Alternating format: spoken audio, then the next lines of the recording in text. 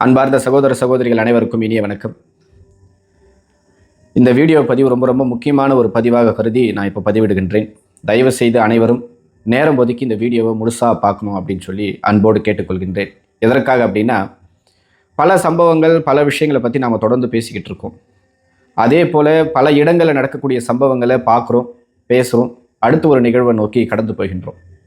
ஆனால் அந்த சம்பவம் ஒவ்வொரு அந்த சம்பந்தப்பட்ட குடும்பத்தினருக்கும் அந்த சம்மந்தப்பட்ட நபருக்கு எந்த அளவுக்கு அது ஆறாத ஒரு வழியாக தொடர்ந்துகிட்டு இருக்கு என்பது தான் இந்த வீடியோ பதிவில் நான் முழுசாக பார்க்க போகிறோம். நான் கடந்த வருஷம் இதே காலகட்டத்தில் ஒரு வீடியோ பதிவு ஒன்று போட்டிருந்தேன்.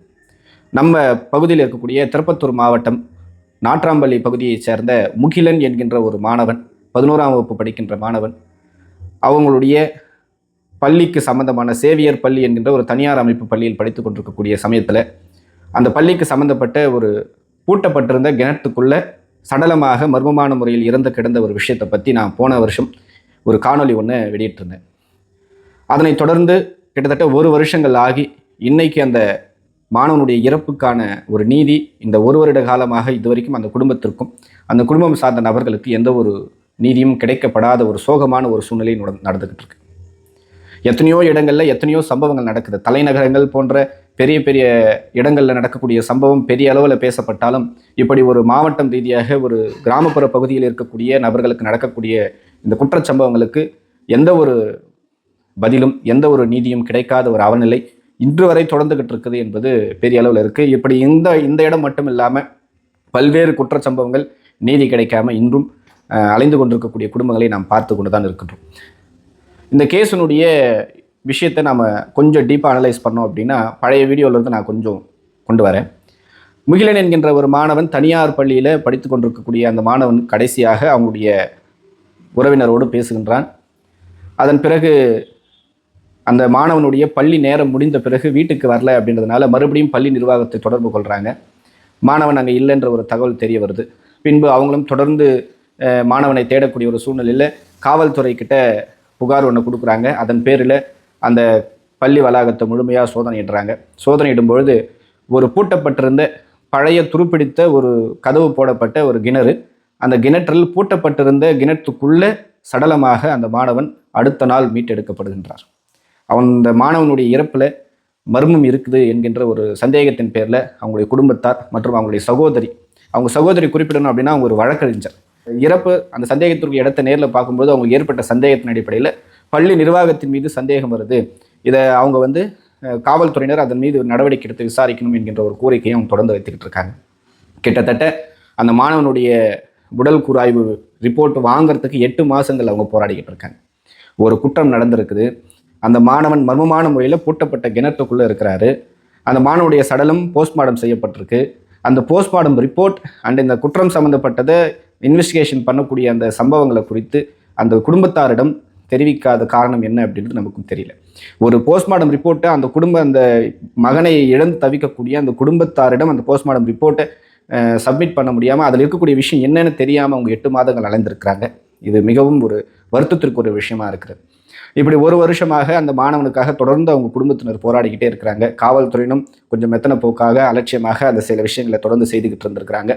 அவங்க நீதிமன்றத்தில் அந்த வழக்கை தொடுத்திருந்திருக்கிறாங்க. அந்த மாணவனுடைய போஸ்ட்மார்ட்டம் ரிப்போர்ட் ஃபைனலாக 8 மாதங்கள் கழித்து அந்த மாணவனுடைய சகோதரி அவங்க பல போராட்டங்களுக்கு அடுத்து அதை கைப்பற்றி, அதன் பிறகு அதில் இருக்கக்கூடிய ஒரு விஷயம் என்ன அப்படின்னா, அந்த மாணவனுடைய போஸ்ட்மார்ட்டம் ரிப்போர்ட்டில் அந்த மாணவனுடைய ஆசன வாயு குழாயில் மனிதனுடைய விந்து அணுக்கள் இருக்கக்கூடிய ஒரு முகாந்திரம் இருப்பதாக அவங்க அந்த டெஸ்ட்டில் குறிப்பிட்டிருக்கிறாங்க. இப்போது அதை பார்க்கும்பொழுது அந்த மாணவன் எந்த ஒரு பாதிப்புக்கு உள்ளானதுனால அந்த ஒரு சம்பவம் நடந்திருக்கும் என்பது எல்லோராலும் கொஞ்சம் ஊகிக்க முடிகிறது. இப்போ அந்த கிணத்துல விழுந்து இறந்து கிடந்ததாக வழக்கு பதிவு செய்யப்பட்ட அந்த வழக்கு வேறு ஒரு கோணத்தில் போகுது. ஆனால் இதுவரைக்கும் அந்த பள்ளி நிர்வாகம் சார்ந்த நபர்களையோ, இல்லைன்னா அந்த ஹாஸ்டல் சம்மந்தப்பட்ட நபர்களையோ, இல்லை வாட்ச்மேனையோ, இல்லை அந்த பள்ளி நிர்வாகத்திற்கு இருந்த அந்த நேரத்தில் இருந்த அலுவலர்களையோ யாரையுமே காவல்துறை விசாரிக்கலை என்கின்ற ஒரு குற்றச்சாட்டை அந்த சகோதரி அந்த முகிலன் என்கின்ற மாணவனுடைய சகோதரி பகிரங்கமாக வைக்கிறாங்க. இது வரைக்கும் அந்த சேவியர் பள்ளி சம்மந்தப்பட்ட எந்த நபர்களையுமே அந்த வழக்குக்குள்ளே கொண்டு வரல என்கின்ற ஒரு குற்றச்சாட்டை அவங்க வச்சிருக்கிறாங்க. பாதிக்கப்பட்ட ஒரு மாணவன் உயிர் பறி போயிருக்கு.